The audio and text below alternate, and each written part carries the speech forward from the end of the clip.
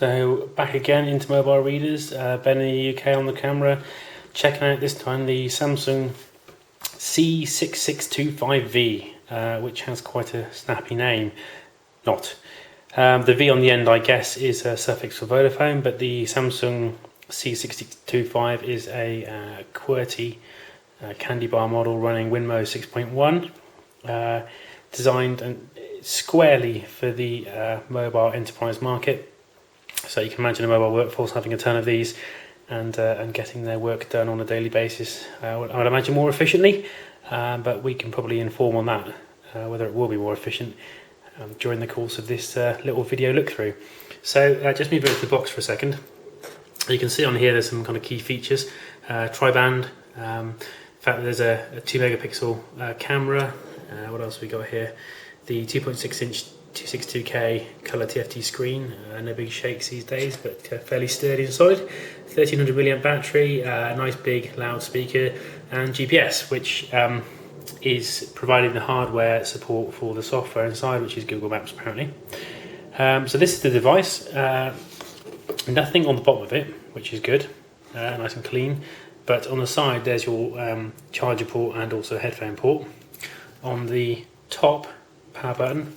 And on this side, you've got the volume rocker and micro SD. On the back, the aforementioned 2 megapixel camera. So all very nice, and a little sign down here saying I've got GPS, which is great. Just have a quick look at the keyboard. There are some very nice little shortcut buttons running along the bottom here. So you can just make them out here for the various kind of key applications. Obviously you've got your numeric keypad in the middle and the QWERTY keypad overlay on the top, plus some WinMo specific buttons: home key, cancel, start call and end call, start being there, end being over there somewhere, and obviously your center D-pad and control. So let's bring the screen out of standby, and this is the home page you've got, or home screen rather. So what you've got is the standard WinMo OS, but with a slightly customized home screen from Samsung, and what you get is kind of 5 configurable and toggleable options, each with their own sub home screen, if you like, on it. So it's kind of getting along the lines of multiple home screens, but all running off one kind of core one, and nothing too exciting in terms of what's available to you. You can see immediately where the WinMo existing OS starts to bleed back into it. Not so much on these items. I mean, a little bit there on the home screen. That's kind of fairly typical WinMo, and likewise on the shortcuts as well. But Samsung have done a little bit of customization there to allow you to set the kind of home screens up as you will. But you'll notice this device, interestingly, it's also packing Bluetooth and 3G, and I believe also HSPA as well, which is a good thing, because clearly as an emailing solution you want to be able to get your data nice and quickly. So if we press the start button, very, very standard WinMo here. Windows Phone is going to be called soon, or is now.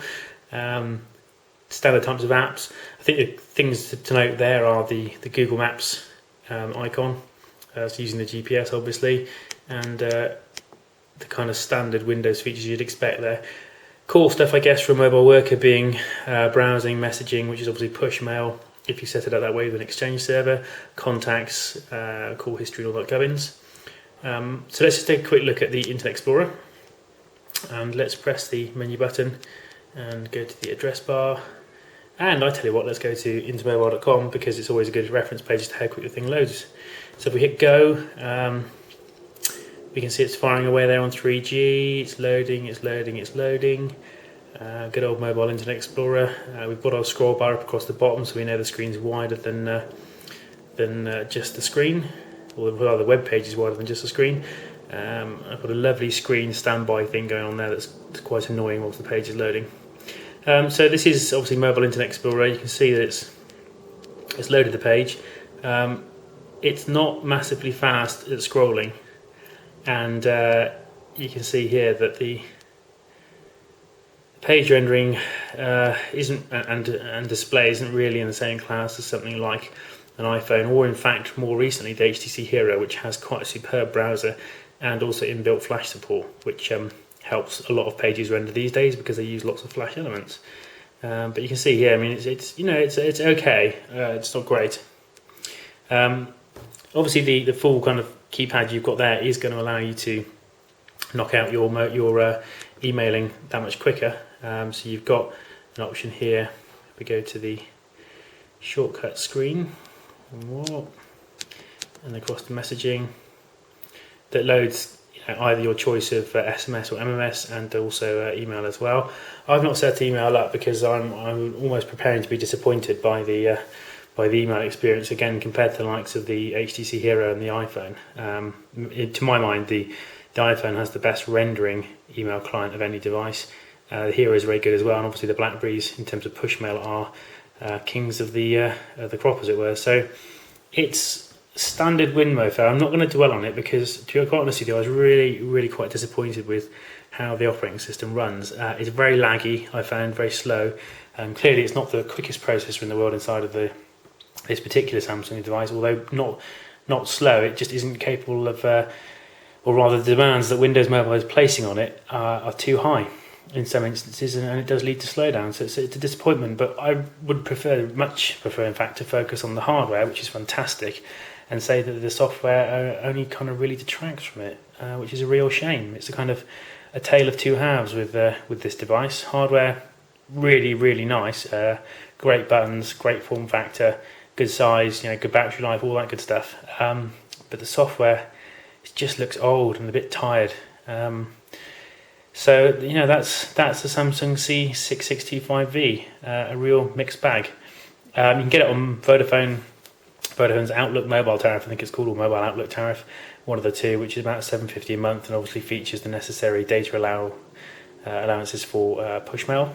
But that is the device. Only a very quick run through, I know, but have a read of my text write-up of the article as well on IntoMobile.com, and that's Ben signing off just for now.